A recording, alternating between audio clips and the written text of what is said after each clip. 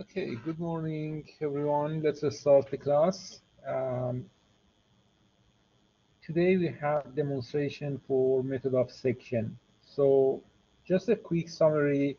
We are at the stage to analyze the truss structures.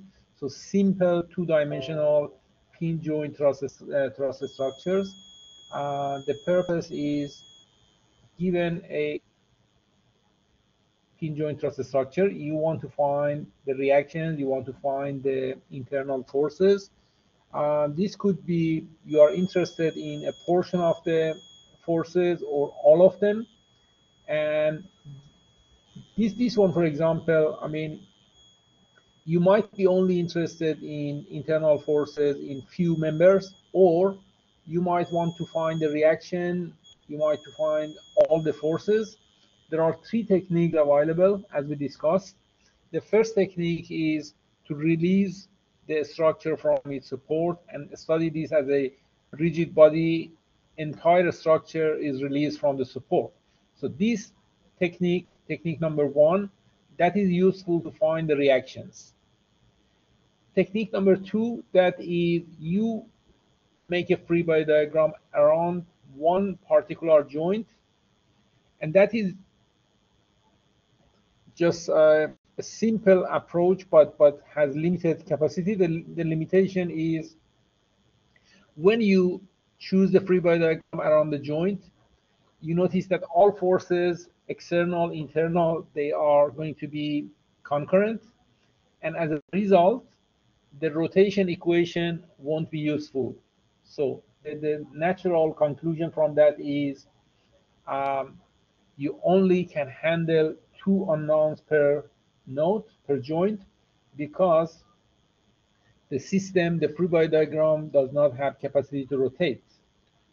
So as a result, another result is you have to do the method of joint step by step if you want to find more than forces around the joint. So for example, here if I want to find all forces using the method of joint, I have to apply the method many times. But which joint do I choose first? That is a tricky question. You have to examine each individual joint to find out whether they are solvable. If they are not solvable, it often happens that you first need to release the structure from its supports, find out the reaction, and when you have the reaction, the number of unknowns are reduced. So by the reduced number of unknowns, the application of method of joint become easier. Having said that, it's not always that you want to apply method of joint. Sometimes, I mean, like this one here, if I'm interested in finding forces in GF, FC, and CD, so method of section in a situation like this one are more useful. Okay, so three techniques for studying a truss, pin joint structure truss, and which techniques do you apply first? It's depends on the situation. You decide whether you want to solve the entire structure, finding the reaction, whether you want to apply method of joint, whether you want to apply method of section. All right, so this very example is significantly important. Why is that? So you notice that this truss has a hunch shape. So that hunch is useful to make the truss structure taller. So anyone knows what attic structure is? Attic in the roof building, when you have an attic, that's the under roof space. So that under roof space, if that hunch is not there, that becomes smaller. When you make that hunch, the space become more usable. Sometime in, especially in the special design of the building, that space is being used as an attic room. That's like a mini room. People want to use that for some usage, right? So That is making under roof space larger, more useful, but the price you are paying, the geometry becomes more complex, right? So imagine if GH and AH were collinear, the structure was easier to study. So we call this a Gothic truss because in many uh, Deutsch designs they will use the roof structure like that. And two of your practicals are based on this structure. So you know that for your experimental activities, there will be Prac 1, Prac 2, Prac 3. Prac 1 and 2, they take place next week. Okay, both of them are around this structure. So that example, I want you to pay very special attention when you solve that. You find out, I mean, this is a typical, we call this a Gothic structure, and the only characteristic of that is the geometry is a little bit complex. And because of that complex geometry, you have to be very careful with trigonometry and finding distances. That's all. Nothing is so special with this structure except the geometry. It takes some tricks to find out the arm of rotation when you make a section. Having said that, in your prac, you do the hand calculation. Also, I provide you with a truss solver, which is online truss solver.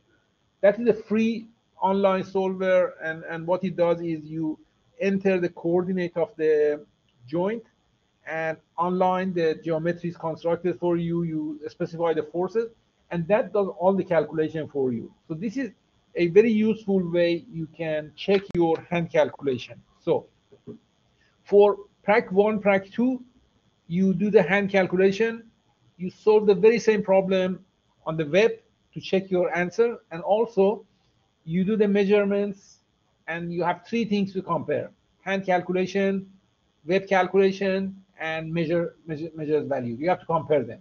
All right. So if you listen carefully, you won't regret that, because this is going to be used for um, 20% work. You know, Prac 1, Prac 2, they are both worth of 20%. Not a difficult thing. I mean, just all it takes is you listen carefully, and any point you didn't understand, just stop me. I'm happy to explain that for you again. All right. So let's get started. First, I bring that structure into a scrap page where we can just give this a good um, annotations.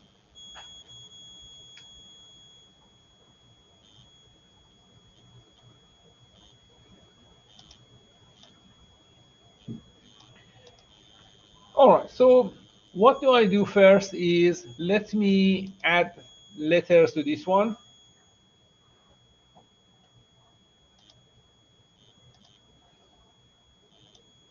So we can't solve a structure unless this is properly labeled. That's the first thing you do. Make sure you do the labeling carefully. That's the most important stage, and I found many students don't take this serious.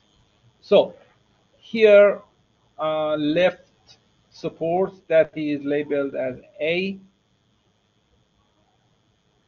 B, H, C, D, G, and F. All right.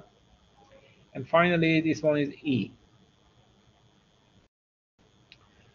All right. So here, I mean, we are using gusset plate. You know what gusset plate is? Gusset plate is a plate which does the riveting of the member together. But when you're trying to solve that gusset plate, you assume these are like the hinges. They are only the distributor of the forces, and they don't take any bending moment. So still, the forces develop along each individual member. The member can only become longer or shorter. They cannot bend. And the first step here is, I mean, I have shown the section. Why did I choose AA as a section? Because the problem is your employer is only interested in the internal forces of GF, FC, and CD. And according to yesterday lectures, if you want to have only few members analyzed, method of section is preferred. So you can just make a section here, and then you decide whether you want to go with the left-hand side free body diagram or right-hand side free body diagram. Whichever you choose, that you start solving it. But before that, one useful step is solve the entire truss. Let me release the truss from its support. So I will be making an envelope. So this is my envelope, and anything inside that is my free body diagram. I want to separate, isolate that from the universe. To do that, you have to release this from A and E. When you release the internal forces, they convert to the external, so you expose the support at A and E. And because the external loads 3 kilonewton, 5 kilonewton, they are all vertical, at point A, the horizontal reaction is zero. No horizontal reaction because all external forces are vertical. Okay? So that you can easily solve the problem and find out the reactions. I mean, in all situations, it's useful to have a rule of thumb. Just use your brain. Why the reaction at A is larger than reaction at is smaller than reaction at E. The reason is,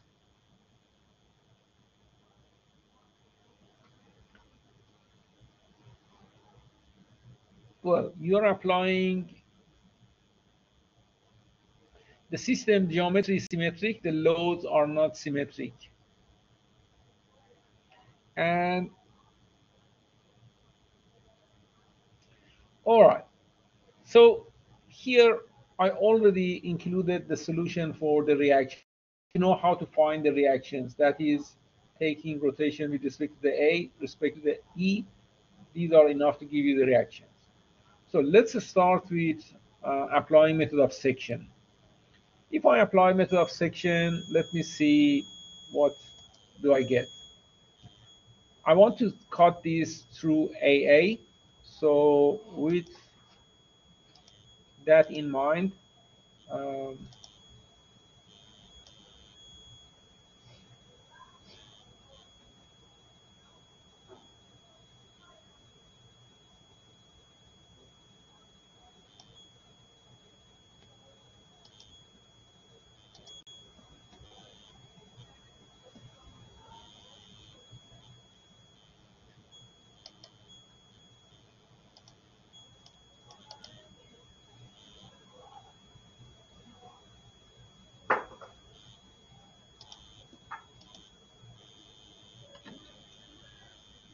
again, with this is free body diagram number one. I made the section, and let me complete my free body diagram. Why did I choose the left-hand side free body diagram? I mean, I could have chosen the.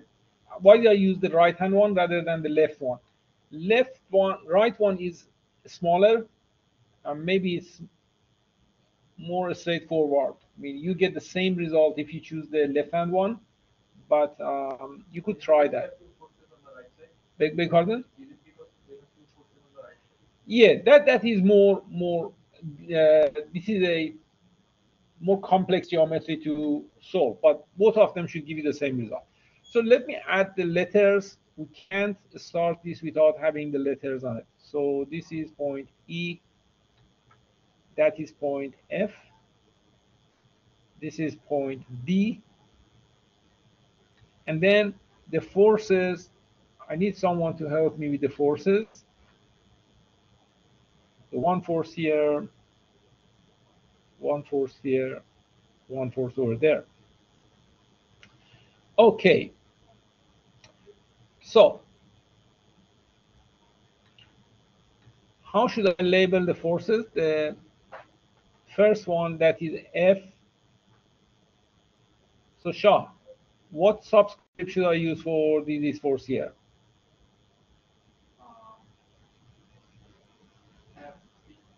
F? No, we use two letters. DC. That is representing the member DC. That is the force inside the member, and therefore this force is called FC, right? FFC.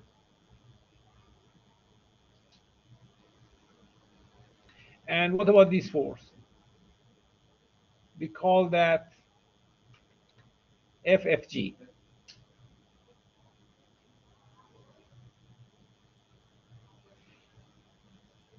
Okay, so again, that free body diagram is a rigid body, and rigid body has capacity to rotate. So I have three useful equations and three unknowns. So first thing first, I know that this free body diagram is solvable because the number of conditions are equal to the number of the unknowns, but it's going to be tricky to find out the arm of rotations. I know that the most straightforward condition to use, which condition should I use first? Translation, rotation.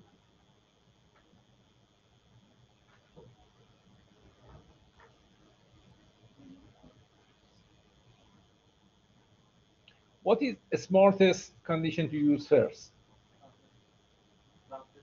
Translation? Which one? X or Y? Okay, if I use translation in X, I will have three unknowns. So that equation is not solvable. I mean, you need two more equations. You need three simultaneous equations to solve that. X is not the smartest one, and Y is not the smartest one. Which one, Nguyen? What about rotation? Do you think a rotation condition would be useful? Which point? F, right? So if I take rotation with respect to the F, the good thing is two forces won't make any rotation. I don't have to worry about two unknowns, and only one unknown I should be worried about. So according to Nguyen, the low peak fruit is rotation with respect to F. That should be easy because all it takes is FPC with respect to the F. Does it make a positive rotation or negative rotation? Counterclockwise, clockwise, that is negative. So that is negative. And what is the arm of rotation there?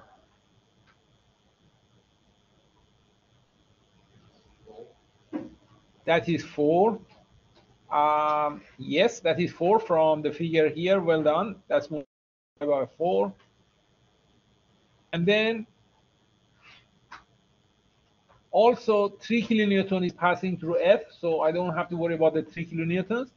So what about 4.75? That makes a positive rotation, doesn't it? That is plus 4.75. And what is the arm of rotation? 4. Yes. That is equal to 0. So from here, it's not difficult to find out that FPC is equal to 4.75 kilonewton. That part is easy.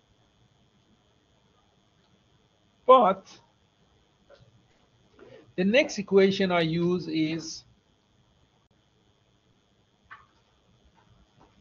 all right, if I try net forces vertically equal to 0, that is not solvable. It gives me two unknown. If I do net forces horizontally vertical, none of them, just one equation doesn't give me a solution.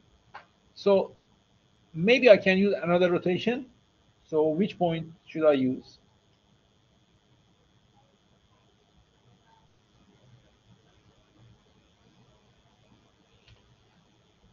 Okay, so let me give you a hint.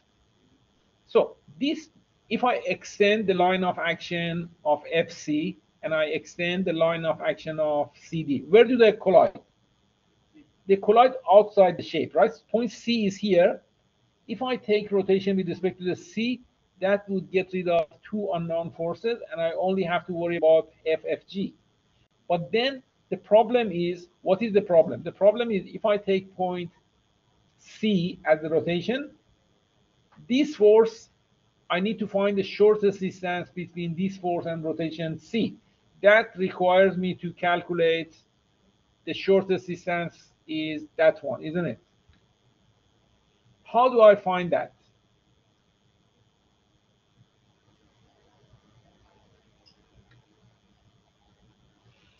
That is not straightforward. I mean, I'm not saying it's not solvable. The way to do that is you just have to extend this line. You have to extend this line, and you find that angle here, and then this triangle can be solved. Yep.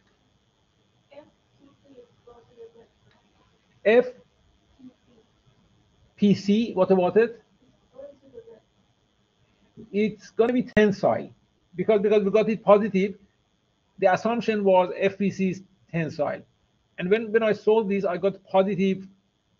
That means it's toward the left, or right is important. We need a truss structure. You want to know whether that force make the member to become longer or shorter. So in simple term, we say, is this tensile force or this is a compressive force? So according to here, what I found, the force FPC is tensile. It is tending to make my member PC. That's that DC, it's not PC. Sorry, that's DC. Yeah, this is my bad. Let me just correct this.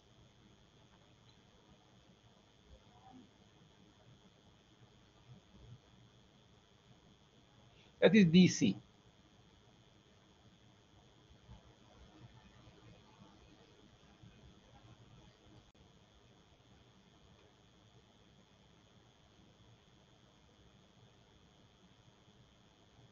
That's DC. All right. Okay, so I have a easier um, recommendation.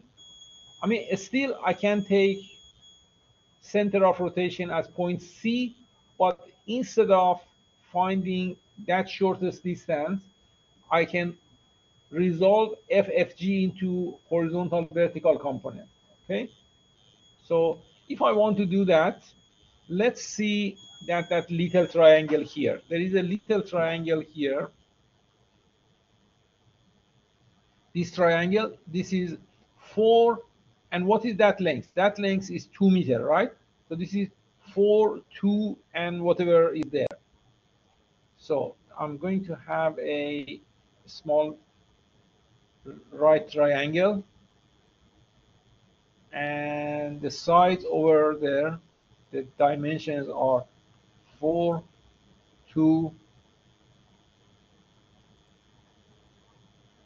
That's root 20, is it? One more time. That is 4 meter, 2 meter, 16, for root 20. All right. So if FG is going to be uh, converted to two components, let me just include the components. I'm just adding the components here.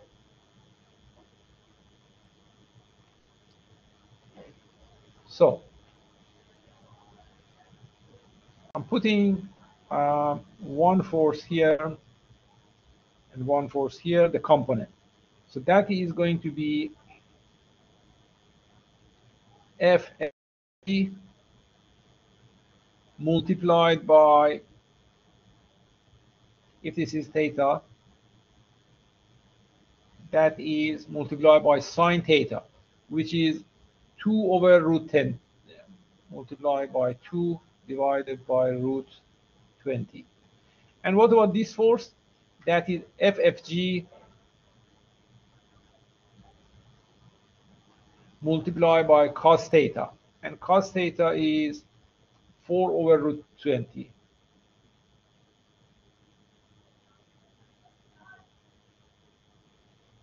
All right. Now, if I apply the condition of rotation with respect to the C equal to 0, so that means I don't have to worry about FDC because FDC passes through C.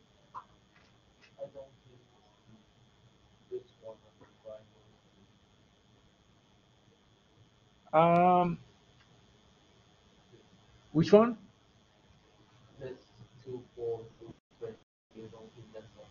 Is not true. Yeah, it's What? not true. 16 for the hypotenuse is root 20, isn't it? No, but from the beginning, this side of the triangle is not true. Well, this is a right triangle, isn't it? I'm talking about this. Yeah, Okay, that's 2. yeah, It's not 2. yeah. But here I have a 2 here. All the Yeah? That is 2 here. That's what I'm referring to.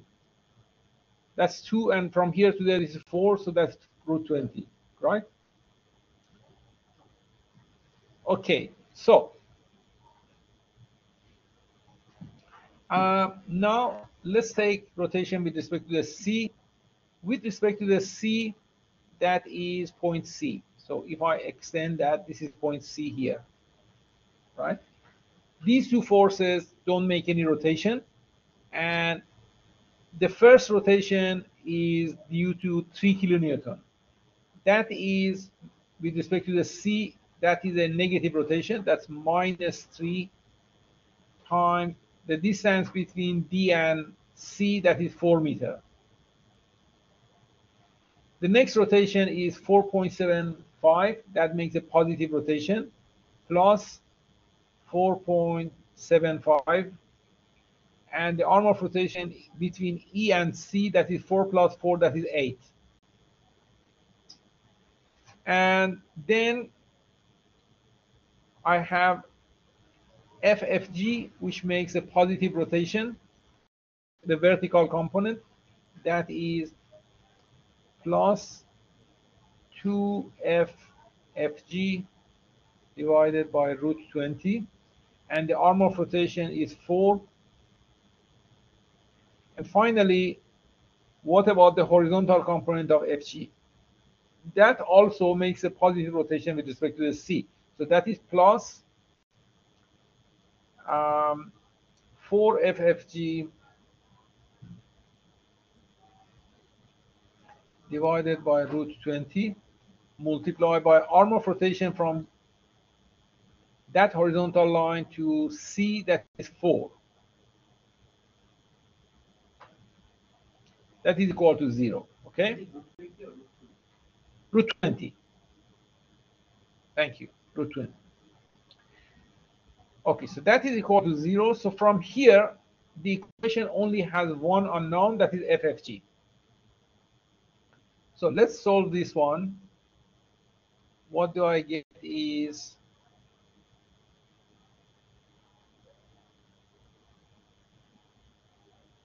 -12 plus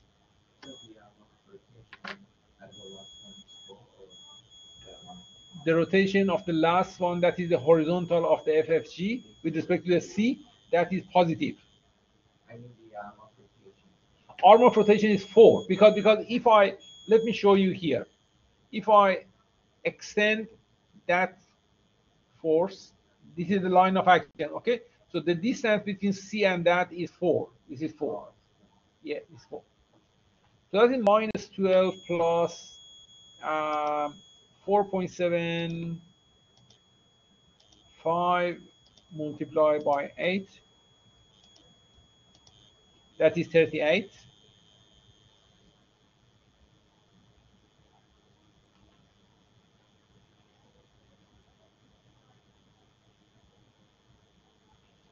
And then here I have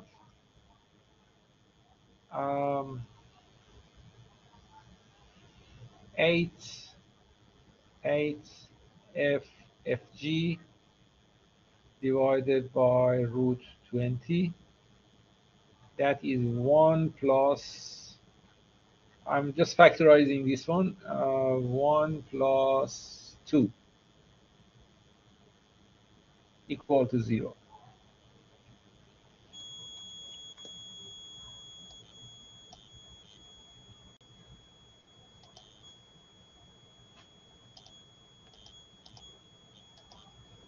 26, and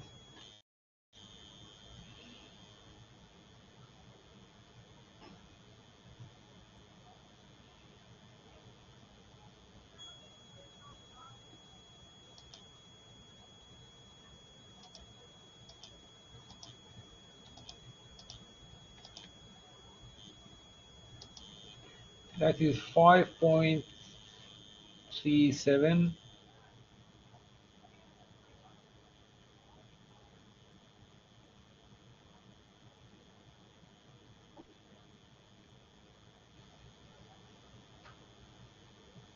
So FFG is minus 26 divided by 5.37.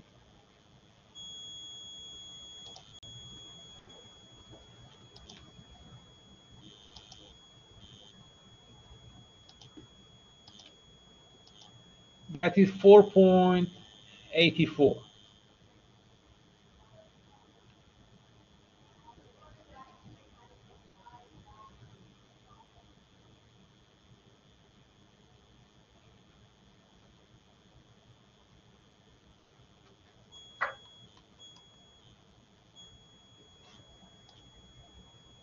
Okay, I have the solution. Let me check if I found them correct. Um, yeah, that's correct. For FFG is 484 and CD is 4.75. Yeah, and it's not with the sign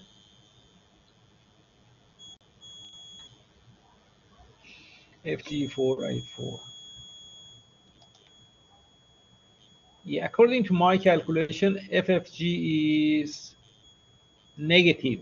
So if that is negative, that means FFG is compressive. But in the solution I have, it won't say anything about compressive or tensile. Yeah, that's negative too. I don't know what. Yeah, this is compressive. This is compressive. And the last step is to find out FFC. How do I find FFC? That is simple. All I have to do is to take net forces vertically equal to 0.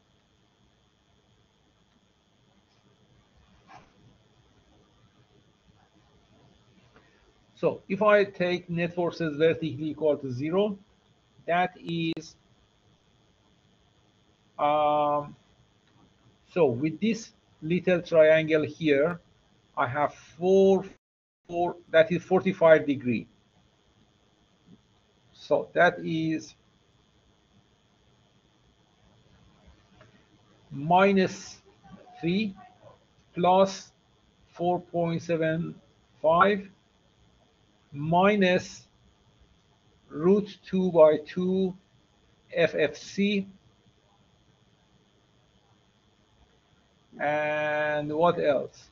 Also, I have a positive plus 2 by root 20 FFG, which is minus 4.84 equal to 0. So let's solve this one for FC.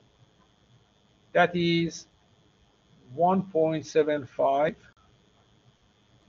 minus root 2 by 2 FFC minus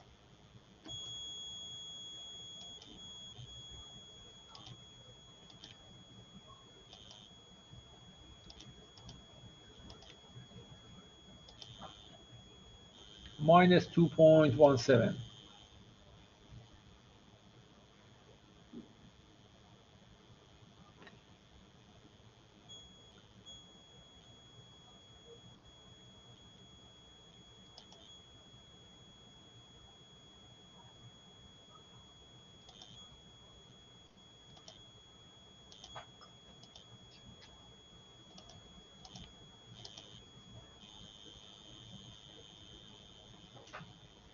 And that divided by 45 cos is 0.59. 0.59. Yeah, that's 0.59. And that is in comparison too.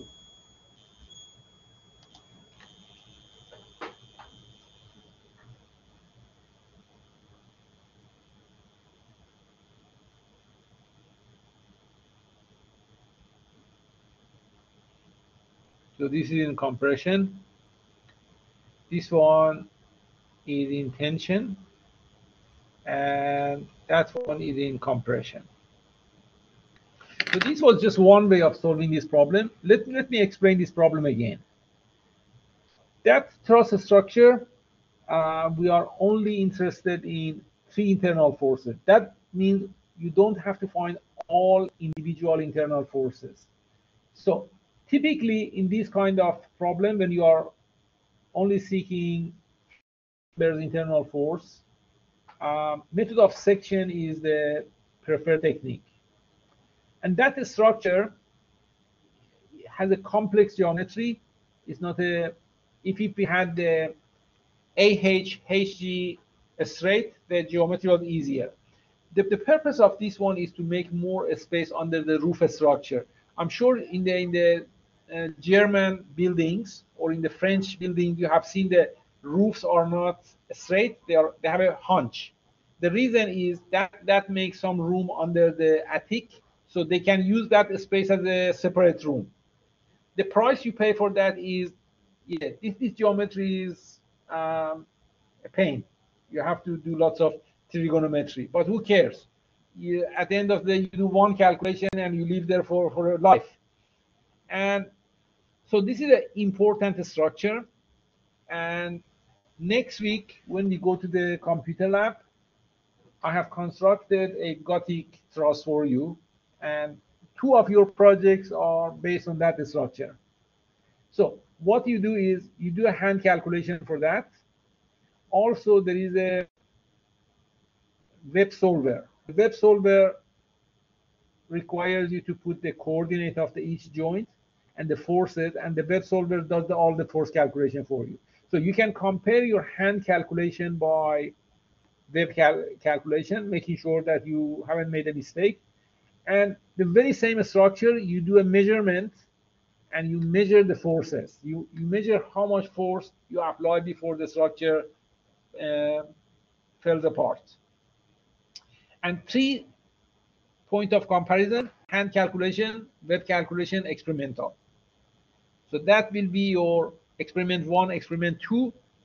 The way we do the calculation are slightly different, so that's why you do them twice. You do prac 1, prac 2, and that's it. So this example is not simple, and the way we handle this here is not the only way to solve it. I mean, I suggested to break the force of Fg into vertical, horizontal. Why? Because if that was kept allowing FFG, you needed to find the shortest distance between the center of rotation C and FFG.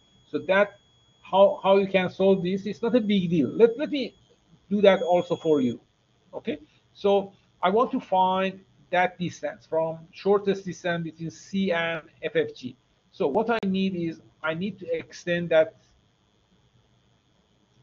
I need to draw the line of action for this one, and I need to extend this one. And how do I find that intersection? The intersection is, yes, I know this angle is equal to that angle here. Can you see that? That little angle which is 4 2 root 20, that's the little triangle here, that is similar to the large triangle. So I'm claiming that if this angle is theta, this angle is also theta. All right, and I know the one side of this right triangle, which is 4 plus 2, which is 6. So I know that GC is equal to 6. And so tan theta is equal to the opposite side divided by the adjacent side, which is C, let's call this M, for example. CM, that is GC divided by CM. So CM, I can calculate this as CM is, well, that is equal to tan theta. Tan theta from here is 2/4, which is half, right? 2/4 tan theta. So if I have GC equal to 6, that one is going to be 12. CM is equal to 12. Okay, if CM is 12, CM is 12, and that angle I know, can I find the opposite side? The opposite side is, let's call this H. So that H is sine theta is H divided by CM. That is equal to H divided by CM was 12. And what was sine theta? From this shape here, sine theta is 2/√20. So from here, I can easily find H. H is equal to 24 divided by √20, which is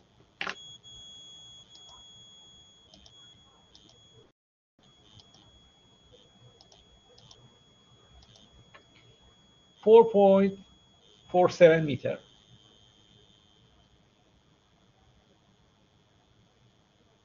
Okay, now that I have H, taking rotation with respect to the C, I don't have to resolve the forces in two components.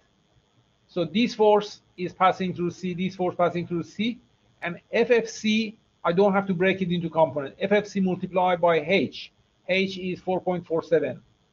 So let me solve it for you by using H.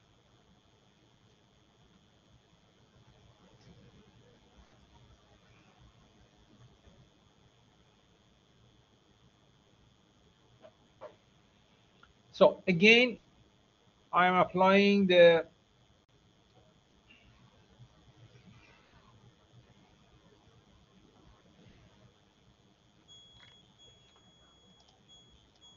so here I'm applying rotation with respect to the C equal to 0.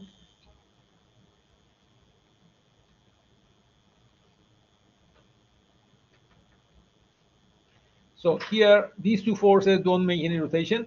And FFG with respect to the C, that makes a positive rotation, plus FFG multiplied by H. H is 4.47. And then I will have 3 kilonewton making a negative rotation. Arm of rotation is 4. 3 times 4. And 4.7 make a positive rotation, plus 4.75 times arm of rotation is 8, is equal to 0. So let's find FFG from here. That is minus 12 and 4.75 times 8. Sorry, let's do it again. 4.75 times 8. That's 38.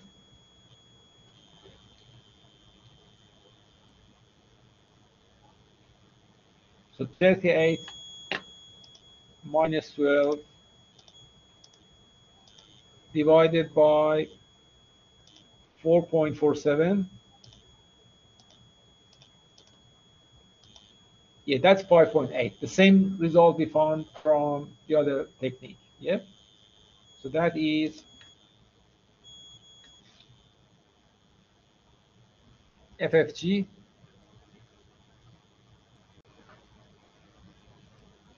minus 5.81. kilonewton. So, not a unique way of solving the problem. If you resolve the force into component, you don't have to go through complex geometrical calculation, but then that takes more number crunching. So here, I think one technique with details, you find that in your slides. Um, that is for Gothic structure. It's an important structure in terms of, by the way, is there a zero force member here in this structure?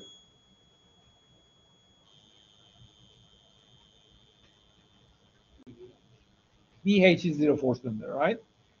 Yes, correct. Thank you. Well done, Nguyen. BH is a zero force member because it has one joint connecting three members, two members are aligned, and there is no external force at that joint. So BH is a zero force member. All right. So now we go to some fundamental problem, and that's we have plenty of time to do three problems. Page 263.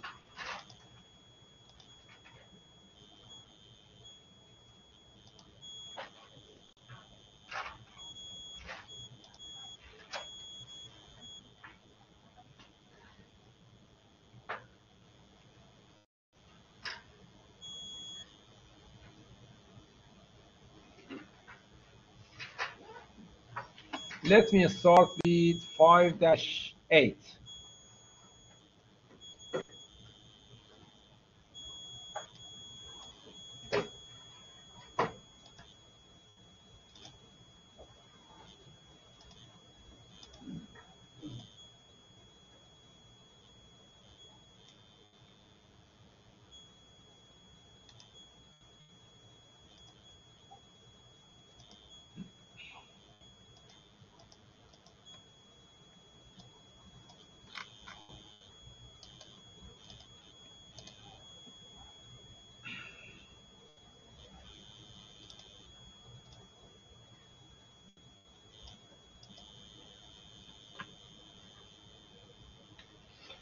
I need someone telling me what technique is the best for this problem.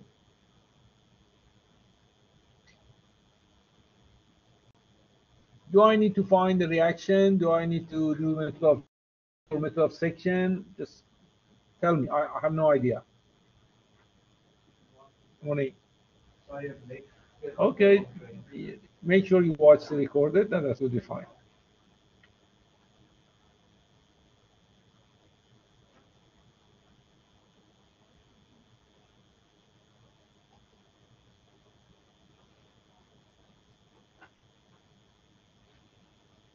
So here you only want to find forces three members: LK, KC, CD. Does that make a ring the bell? Do I have to do method of section or method of joint, or do I have to find the reactions?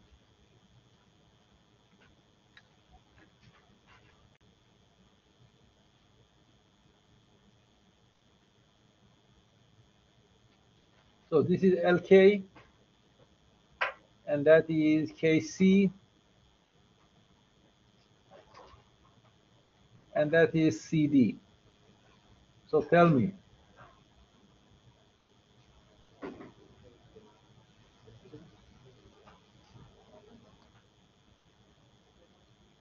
what technique should we do?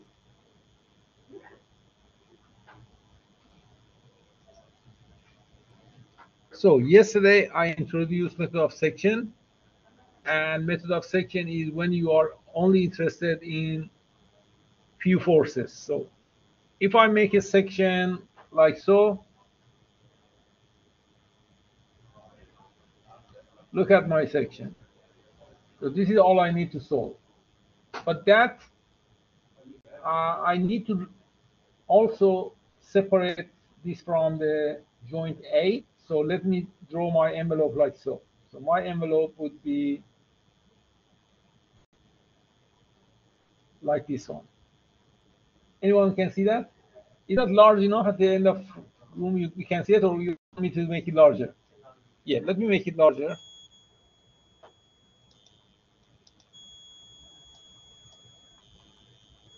Can you see it now? All right, so now I make my envelope like so. So that will be my free body diagram. I release that from A, and then I cut through LK, cut through KC, and cut through CD. Does that make sense? Okay, if I do that, how many unknowns would be exposed?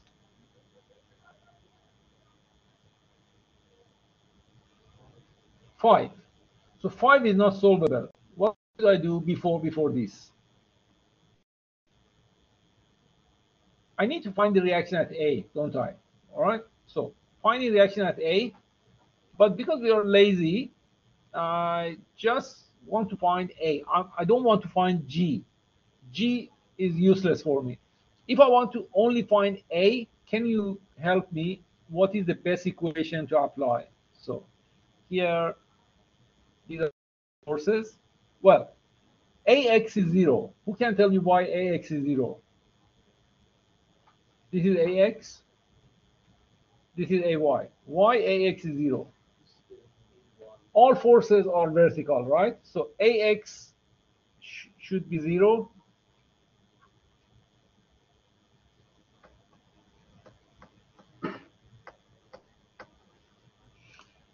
All right. And if I want to find AY, and I'm not interested in GY. Why am I not interested? Because in the next free body diagram, I will be taking the left-hand side method of section.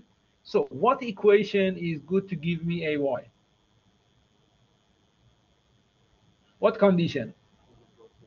Rotation about G. Well done. Anyone listen to what Nguyen said? If you take rotation with respect to the G, that give you AY. That's the only thing I need at this stage. So let me apply net rotation about G equal to 0, and that being the positive direction. So here 40 kilonewton, that with respect to the G make a positive rotation, that is plus 40, and arm of rotation is 6, and 30 make a positive rotation, and 30 from G, that is 8 arm of rotation, and 20 make a positive rotation, and arm of rotation is 10.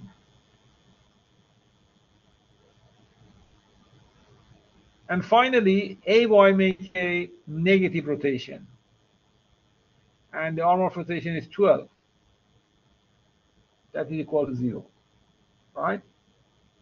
So therefore,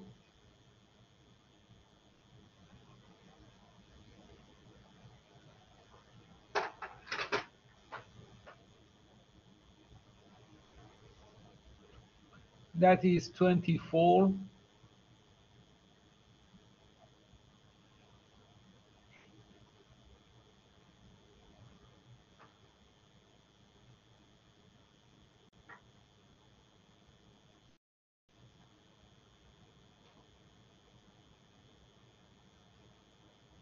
plus 24 plus 200 is equal to 12 AY. So AY is equal to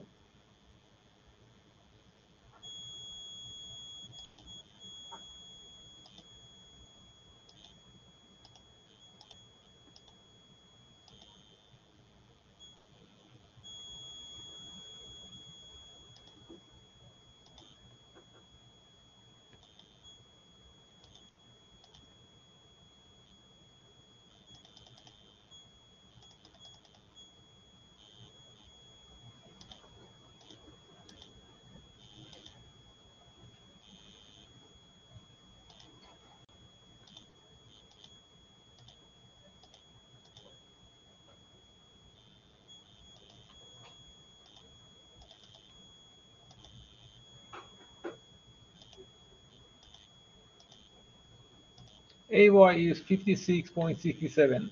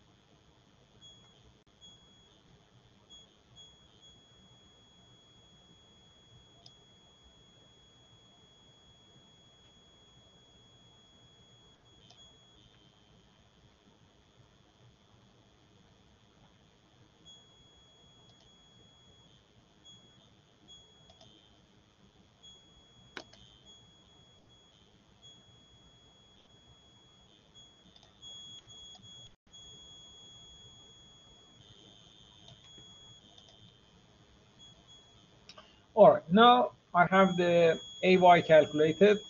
I can take my envelope around LK, KC, and CD. So my envelope would be like so. That's my free body diagram. Let's make it.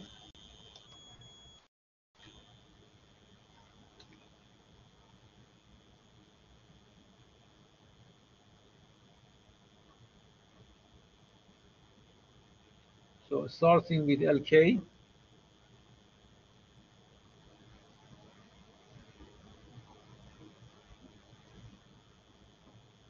LC, and BC, and this is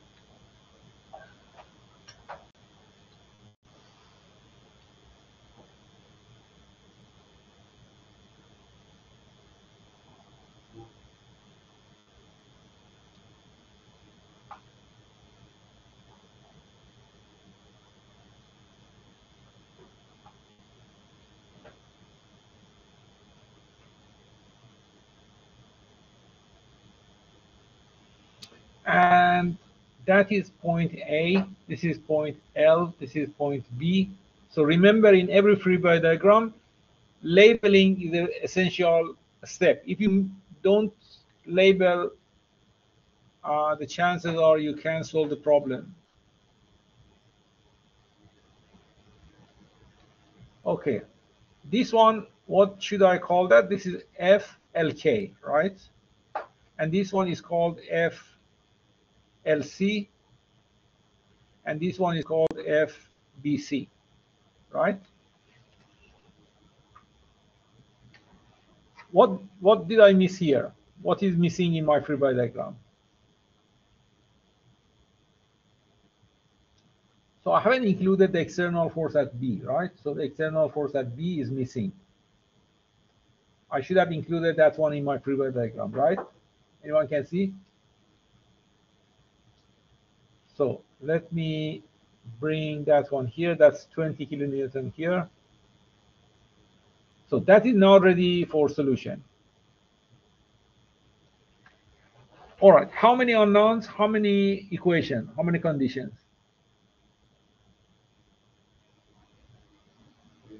3 unknowns and 3 conditions. All right, and which condition should I apply first? What if I take rotation with respect to the L? Is a suitable choice? Okay, rotation with respect to the L. Let's start with that.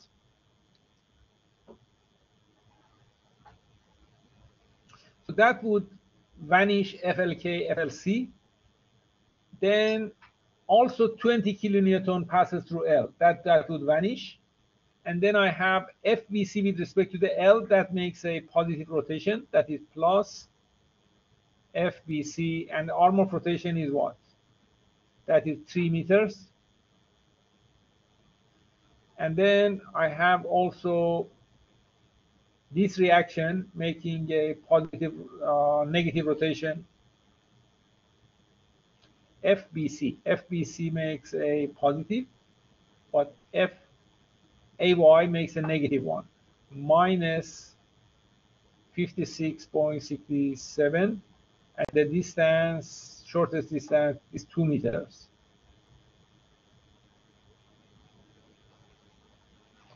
So from here,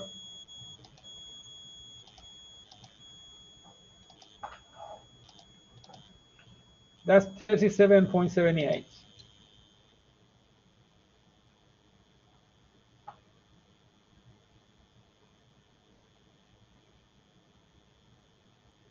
And this is tensile or compressive?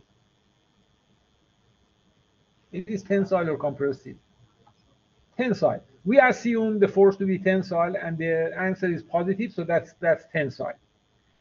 So what condition should I apply next?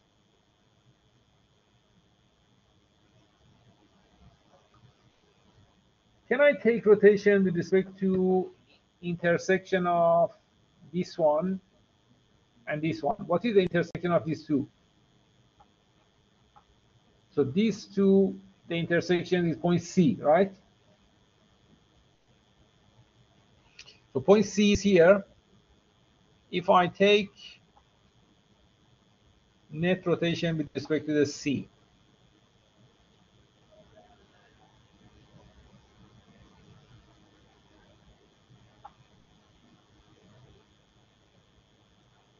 so that takes care of FBC, FLC. Both of them, they won't make rotation. But FLK, with respect to the C, that makes a negative rotation, minus FLK multiplied by 3 meters. And then 20 with respect to the C, that makes a positive rotation, plus 20 times between B and C is 2 meters. And finally, that reaction with respect to the C, that makes a negative rotation. That's minus 56.67. And the arm of rotation between A and C, this is 4.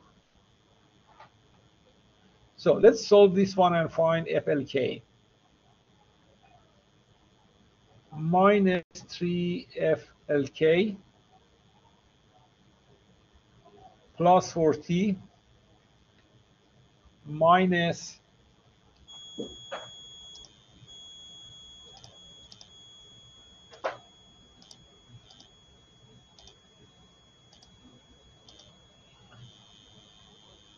226.68.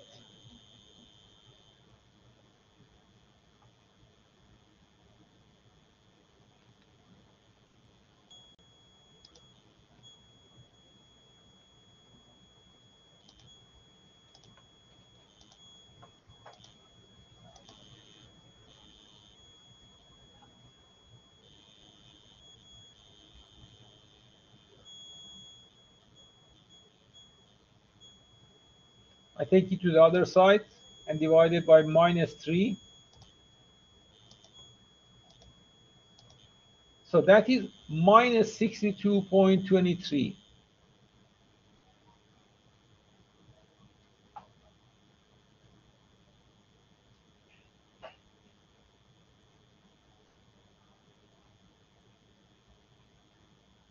So is this compressive or tensile? Compressive. All right. And now that I have two forces, I know what FBC is, I know what FLK is. What condition should I apply next? So let me apply net forces vertically equal to 0. That give me FLC. But before that, what is this FLC?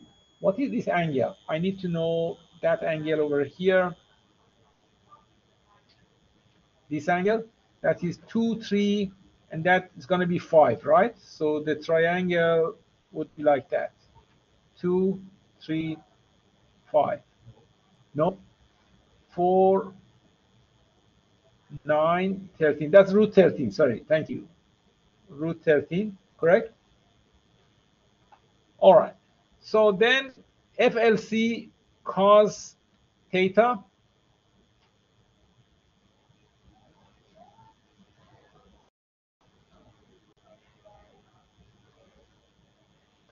FLC, sorry, make this smaller. Oh, you have to resolve this one.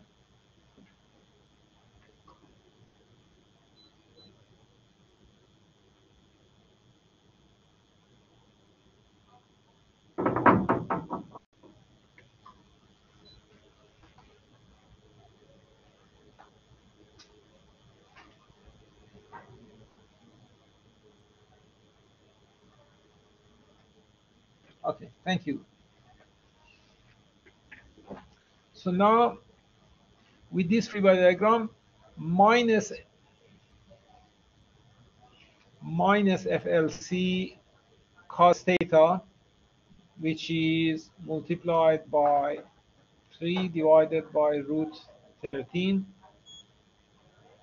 And then the other vertical forces are plus 56.67 and also minus 20. I think these are the only vertical forces, right? Yeah. Okay, that is equal to 0. And from that, I get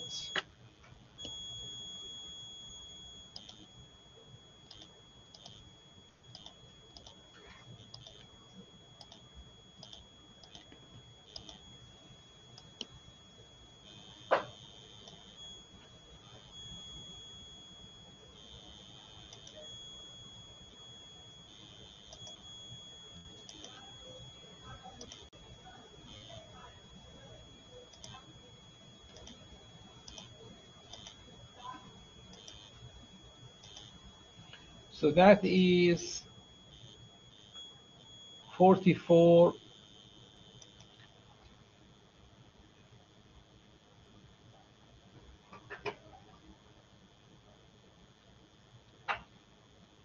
And because this is positive, FLC will be tensile.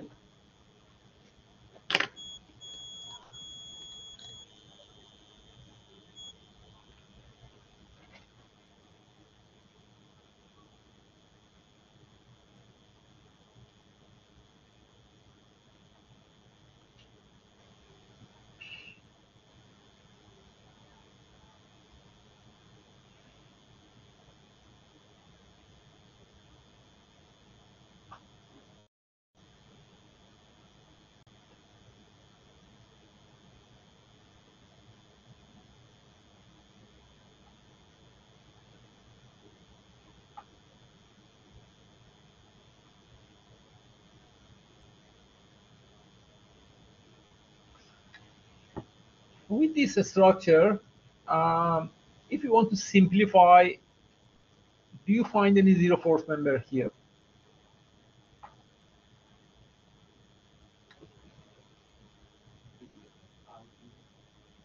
I, E,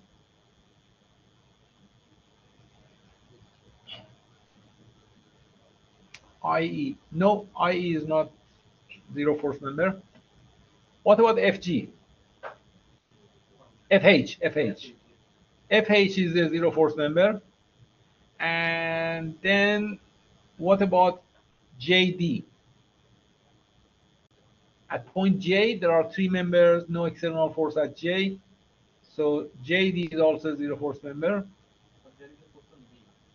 No, that's that is applied at point D. It's not applied at J. If that was applied at J, this was the case issue.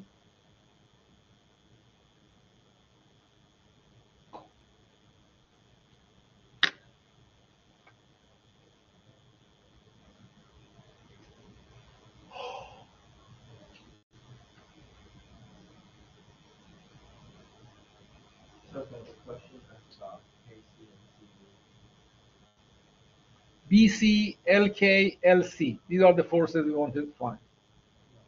Or CD, CD,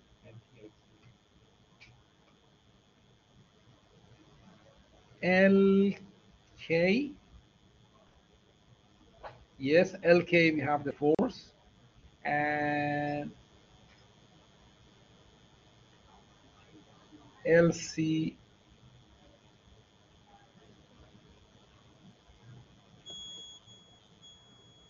Yeah, I think I did that section. We could have done this section. So the solutions are almost the same. I mean, I did method of section here. That gives you LK, KC, CD, or BC. But if you do method of section here, yeah, I made a mistake, but still, this is one problem worthy of solution. If instead of these forces, imagine instead of these forces, I ask you what is LK and LC and BC. If these were my question, you needed to section that like this, right? So that solution corresponds to this section, and that's a different problem. I made a mistake, but that is okay. This problem is asking you about LK, KC, and CD. So that would be a section like this one. In that, the free body diagram would be something like this one. Let me draw the free body diagram for that for you as well. So in that situation, you would have started from C, from C.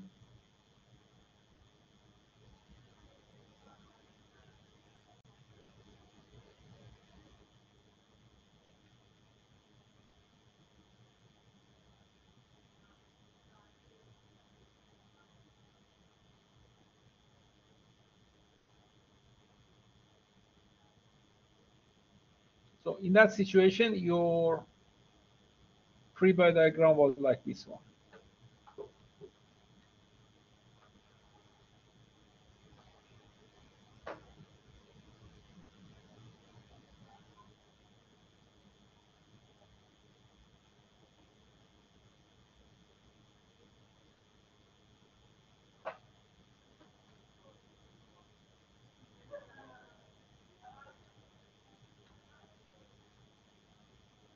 That's not much different. I mean, still you had to find the reaction at A, which we already did. You put it here, and then once you apply rotation with respect to point C, and then next time you find rotation with respect to point J.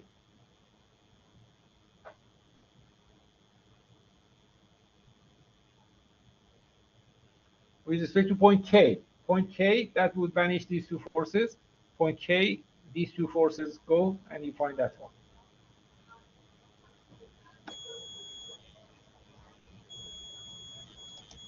Next problem, 789. 789.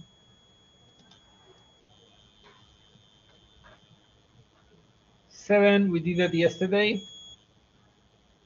8, we did it just now, and 9. Let's try 9.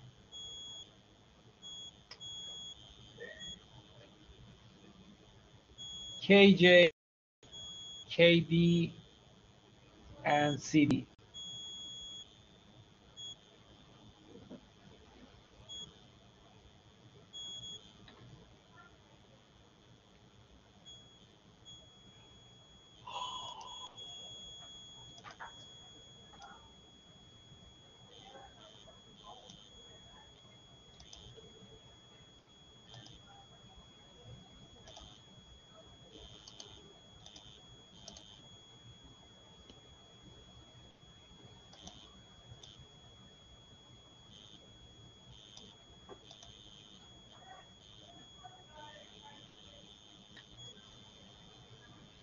So in this case, I need to find Kj.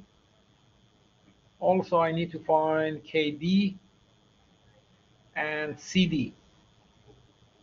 All right, so that tells me my reaction should go, I mean, my envelope should release this from A and include that portion here.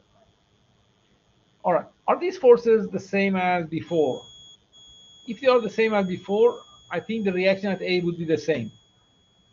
Is this any different with the previous one? I think they're the same, right?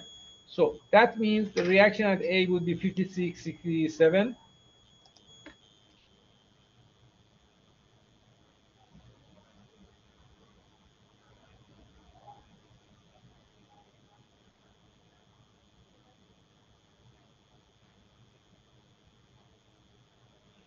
And now all I have to do is to just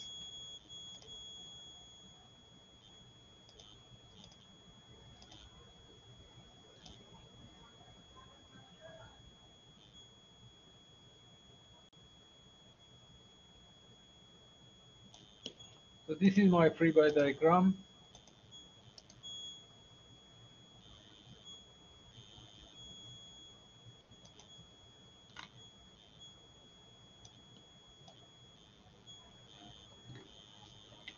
So let's include the forces. That still can be reduced in size.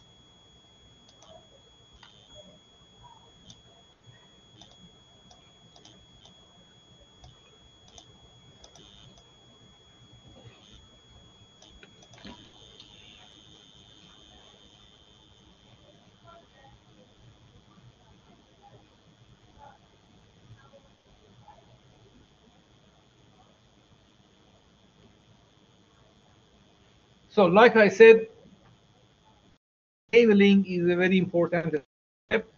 So Horty, can you tell me what should I call this force? KJ? Yep. Nigel, what should I call this force here? F?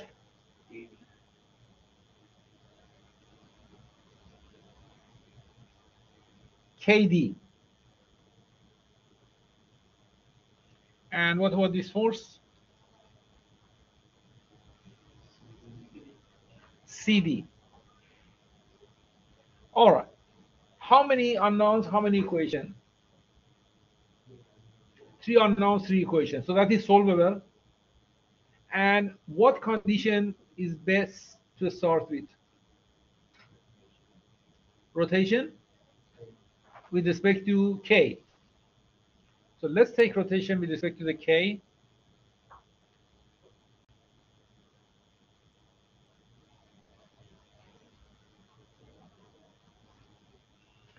So that vanishes two unknown forces.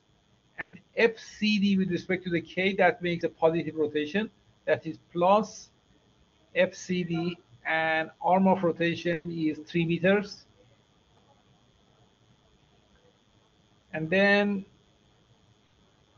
30 Newton. What does that make rotation? No, it's through K. Okay, well done. And what about 20 kilonewton? That makes a positive rotation, that is plus 20, and 20 with respect to the K. What is arm of rotation? 2. And finally, the reaction,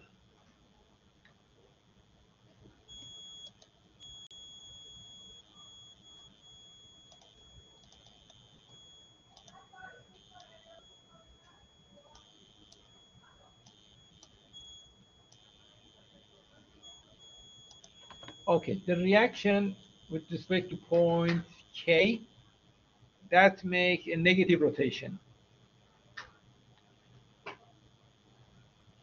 minus 56.67.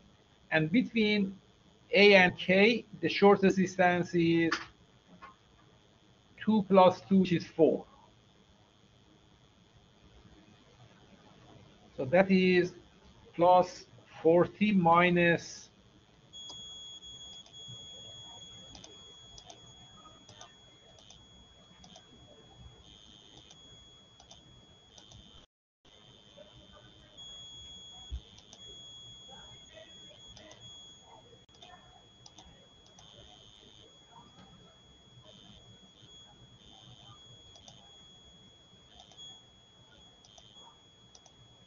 6223.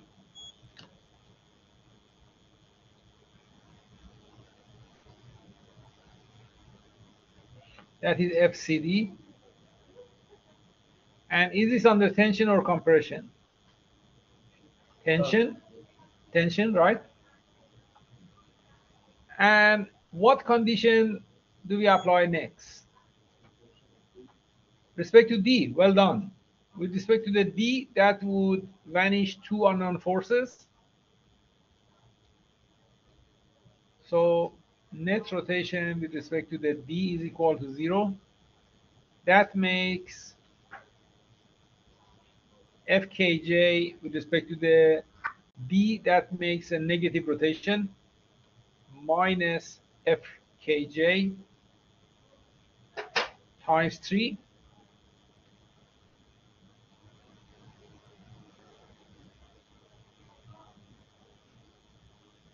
and plus 30 kilonewton multiplied by 2 plus 20 multiplied by 4, and finally minus 56.67 times 6.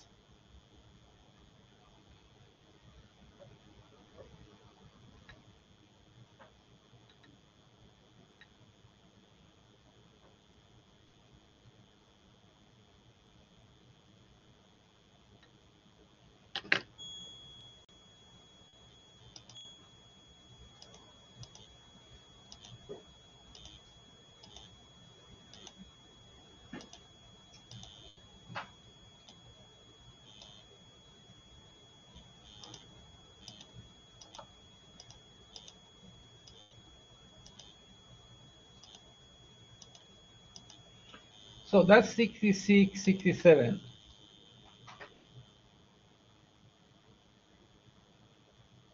Fkj,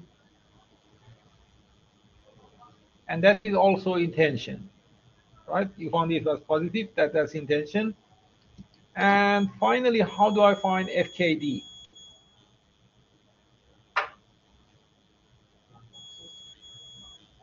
Well, you could do vertical forces equal to 0, but in that I need to construct this triangle. This triangle is 3, 2, and that one is 9, 9 plus 4, that's 13. This is root 13.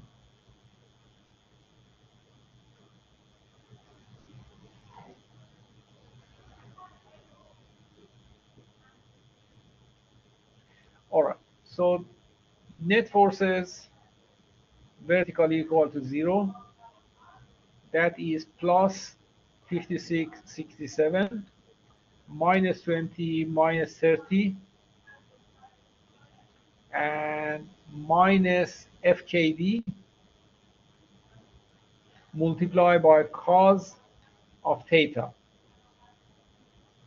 Cos of theta, that is 3 divided by root 13.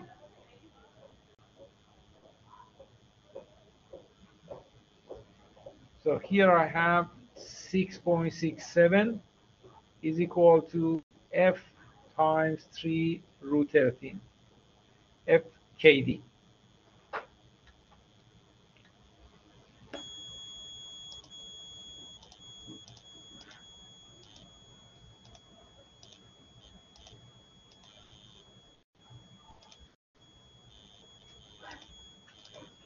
That's 8, almost 8 kilonewton, and that is positive.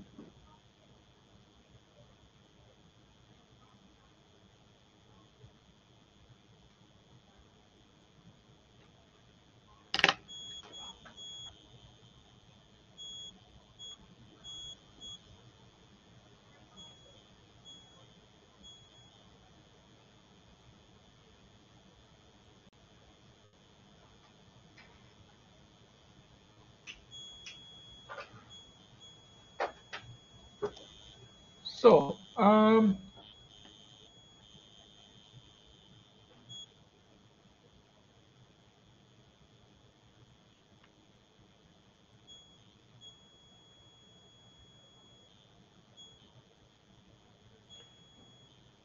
problem number 11, that is completely similar to what we did at the beginning of the lecture, except the numbers are different. So do that for practice. That would help you with track 1 and track 2, because track 1, track 2, we do Gothic structure. That's the very same structure. And this problem is tricky. That is giving you some hints. To solve this problem, this is a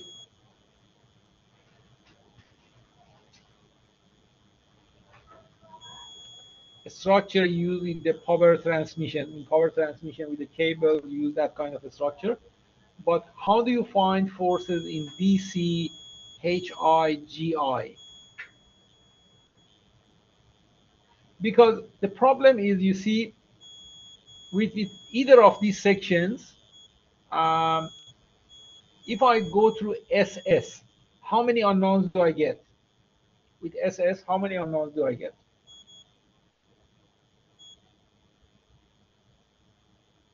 If I take the upper half, with the upper half, how many unknowns do I get?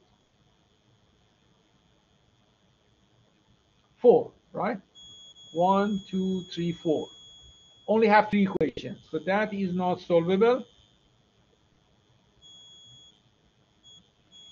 If I do with TT, how many unknown do I get?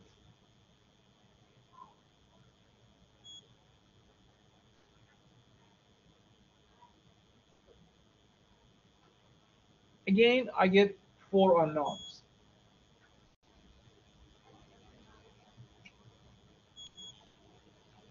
So what should we do? This is a tricky problem.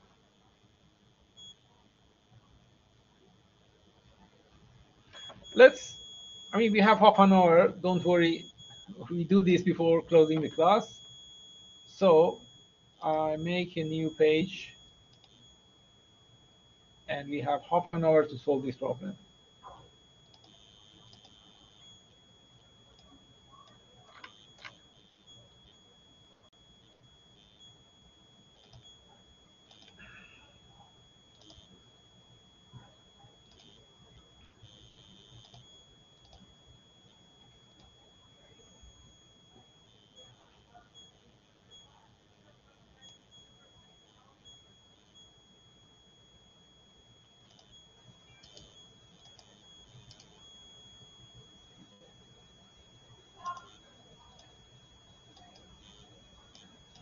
Can you see the numbers over there?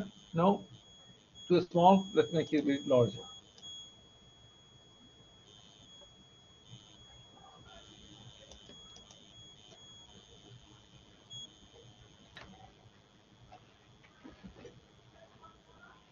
So I don't all the forces.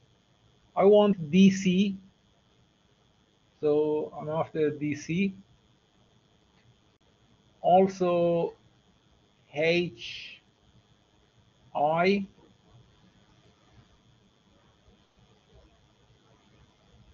and JI. Okay, I want all these forces.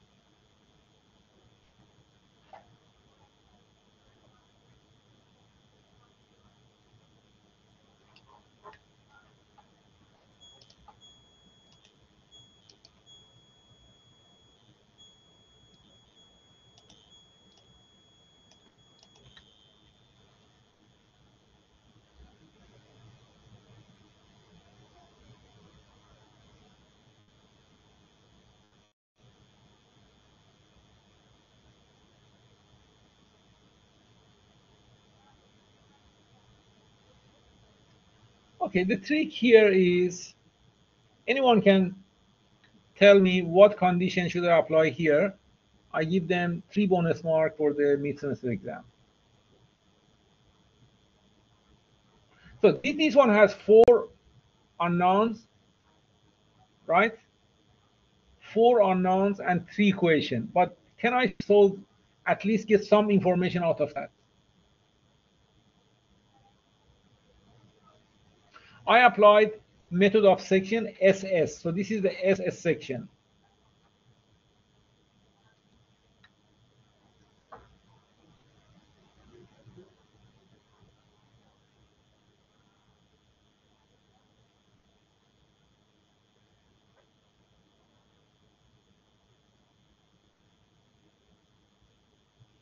Three bonus mark.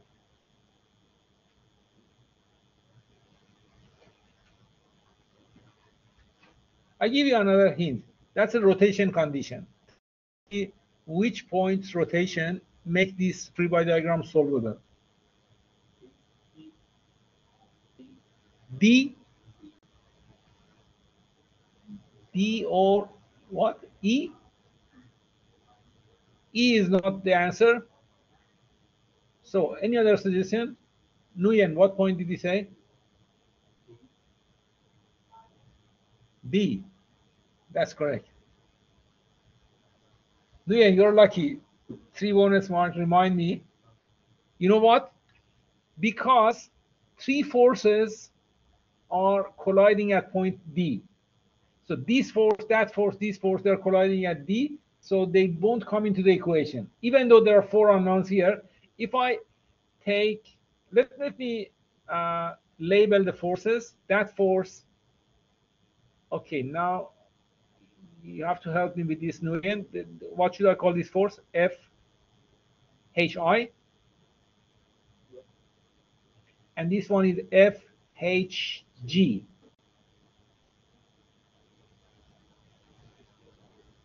And this one is FDJ. And this one is FDC. So 3 forces, when I take rotation with respect to the D, they won't make any rotation. They disappear from my equation. Only I get 1 force in my equation. Likewise, I could have done rotation with respect to the H. H also disappears, FHI, FHG, and FDJ. If anyone can see that, please tell me if you don't follow this. I'm happy to explain more. I'm saying if you take rotation with respect to the H or you take respect to the D, the problem is solvable. Who disagrees with me? Either H or D. Both of them, the free body diagram is solvable. Can you see that? Natasha, are you sure? Porti, sure? Nigel, explain? All right. Watch here. I want to rotate this one, making a pin here, right? If I put my pin here, this force don't make any rotation with respect to this point. This force doesn't make any rotation. And that one also, if you extend, it goes through here. So these 3 forces, they won't come into my rotation equation because they have 0 arm of rotation. Yes? So therefore, if I take, for example, I can find out FHI. Only that rotation equation would have 1 unknown. If I take rotation with respect to D, the unknown would be HI. I can find HI. Then also, if I take rotation with respect to H, that gives me FDC, right? And now go back to the next section. The next section is TT. If I do TT, how many unknowns I get with TT? So let me summarize this for you here. First, I do net rotation with respect to the D, and the result from that is what? Nguyen, what answer do I get from applying this condition? FHI. Yes, FHI. So I find FHI from this equation, and then I apply net rotation with respect to h equal to 0. And what answer does this give me? FDC. Well done. And now I have these two forces. Let me apply method of section between TT. So with TT, I already know FDC and FHI, and that only leaves me with two unknowns. That is GI and JC, which makes the problem solvable. Can I leave that to you for practice? Okay, so this is a tricky problem, but following the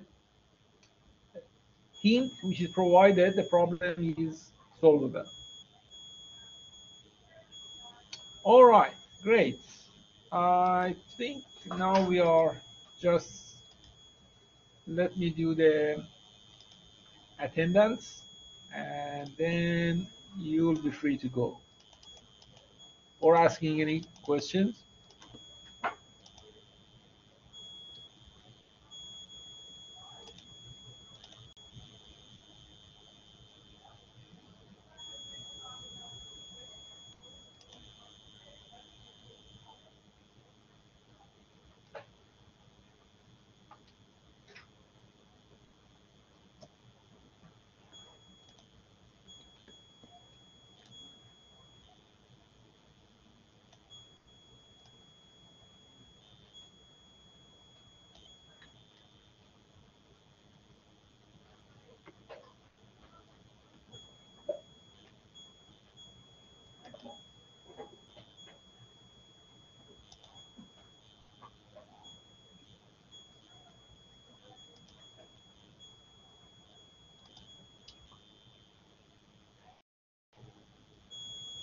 Okay, today we are lucky to have Sehrich in class.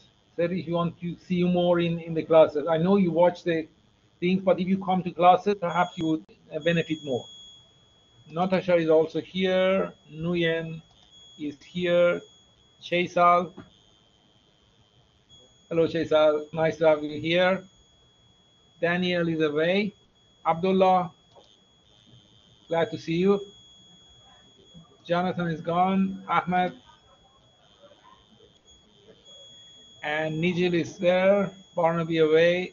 Flynn away. Shah is here. Darcy away. Porty is here. Okay, what else could I want?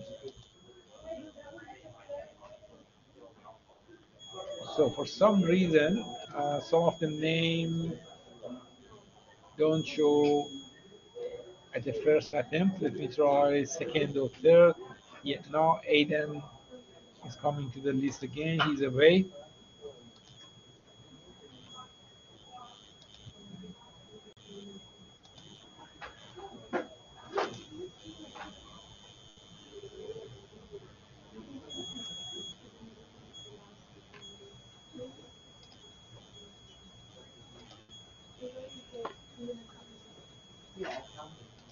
All right, so let me summarize this week what we have done so far.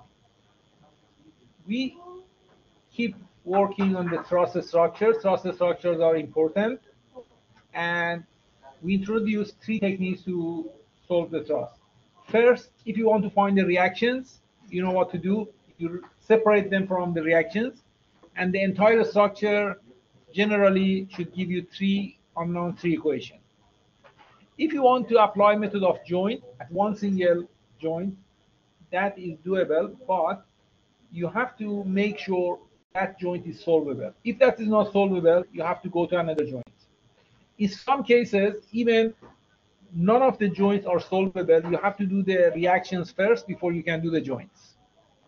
And if you want to do the method of section, just watch what members forces you want to find, and that gives you what section can be done. And still, all these require a level of judgment. You have to make a judgment how many unknowns, how many conditions you have, whether this is solvable. If that is not solvable, you have to change your strategy and go and find something else to do.